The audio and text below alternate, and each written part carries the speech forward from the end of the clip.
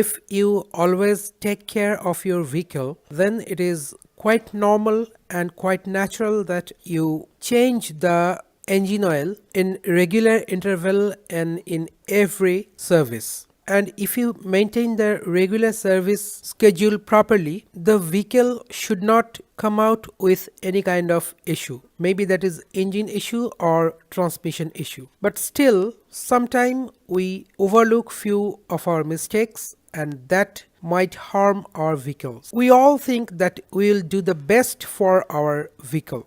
And in order to do that, sometime we make few minute mistake that comes out to be a bigger one. I'm going to talk about the engine oil. We all try to pour in the best possible engine oil to our vehicle engine for the optimum performance of that particular engine. So we regularly change the engine oil and we try to put a very good engine oil, probably the best engine oil in our reach. But when it comes to engine oil replacement, we need to keep few very important things in our mind, like if the vehicle is new, keep everything according to the recommendation of the company. Maybe that is any lubricant, maybe that is engine oil, maybe that is gear oil, maybe that is any wire or band, any belt, anything. As you complete all the recommended services from the company or you cover the service recommended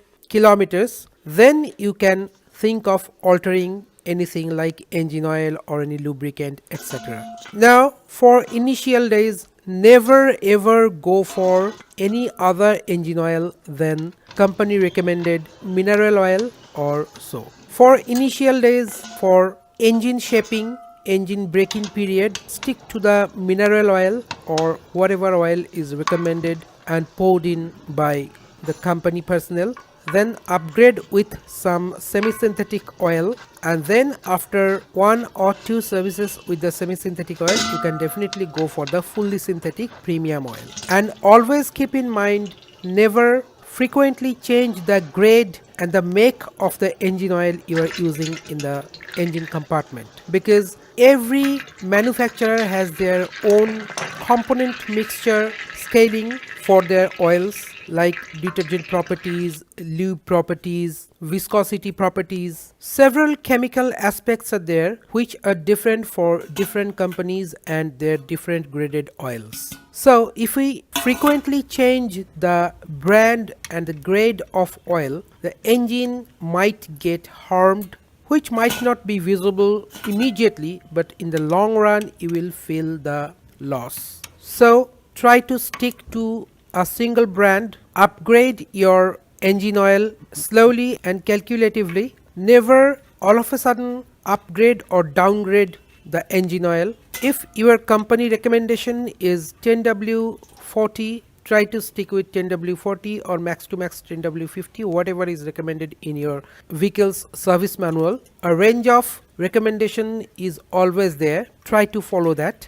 Don't take the words of the experts roaming around the technical world. Always try to stick with the recommendation of the manufacturer's manual.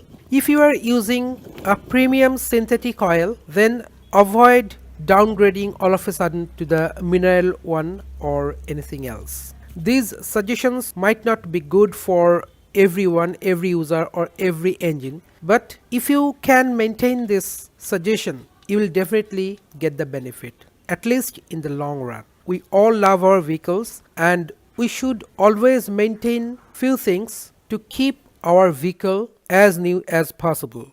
आज हम Suzuki बागमन street 125 को rainy season में चलाने से किन किन हिस्सों में माड वाटर चला जाता है उसके ऊपर बात करेंगे। उसके ऊपर एक प्रैक्टिकल व्यू हम देखेंगे। ये है मेरा सुजुकी बागमन स्ट्रीट। सामने की तरफ देखेंगे तो ये जो हिस्से हैं ये डिस्क ब्रेक के हिस्से हैं। इन हिस्सों में नेचुरली मड स्प्लिट होता है और फ्रंट व्हील के पीछे के हिस्से में अगर हम देखेंगे तो यहाँ पे एक छोटा सा ओपनिंग है जहाँ से आपको मेन चैसिस का एक जंक्शन पॉइंट दिखाई देता है ट्राइडेंट जैसे।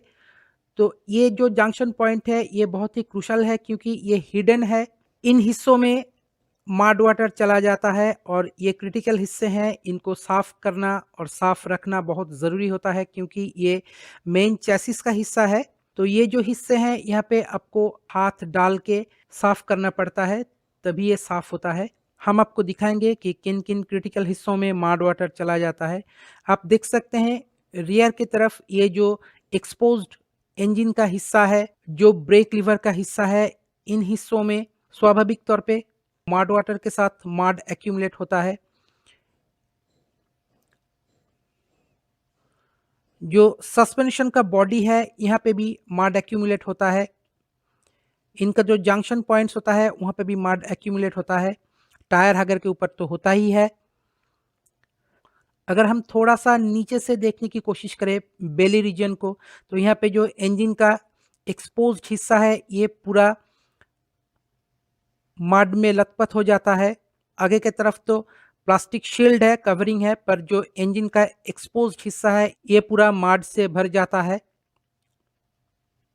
आप देख सकते हैं, हम आपको दिखाने की कोशिश कर रहे हैं फ़ोकस करके। आप देख सकते हैं ये जो इंजन का एक्सपोज़्ड हिस्सा है, इसमें पूरा मड वाटर चला गया है और ये एकदम मड से भर गया है। तो इन हिस्सों को आप ऐसे ही साफ़ नहीं कर सकते हैं, कपड़ा डाल के, हाथ डाल के अंदर में इसे साफ़ करना पड़ता है। जो मेन स्टैंड का जो हिस्सा है, नीचे का हिस्सा, वो सब एकदम कीचड़ से लथपथ हो गया है। आप देख सकते हैं मैं कितना साफ़ रखता हूँ अपने मोटरसाइकिल को। ये जो अभी-अभी मड लगा है, इससे आपको पता चल रहा है।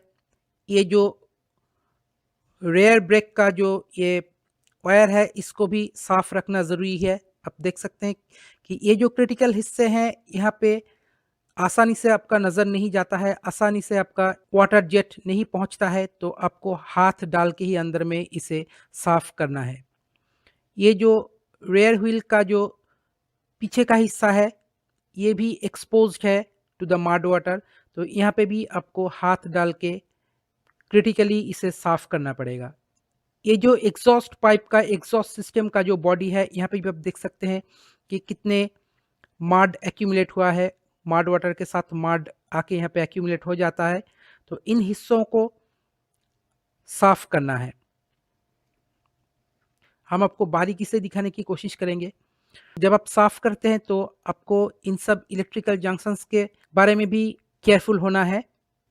आप देख सकते हैं ये जो क्रिटिकल हिस्से हैं, अंदरूनी हिस्से हैं, इन जगह पे वाटर जेट नहीं पहुंचता है। आपको हाथ डाल के, कपड़ा डाल के बहुत ही सावधानी से साफ़ करना पड़ेगा।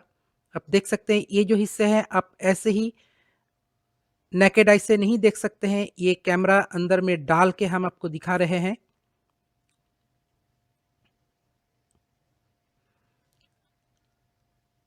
हम एकदम बारीकी से आपको दिखाना चाहते हैं।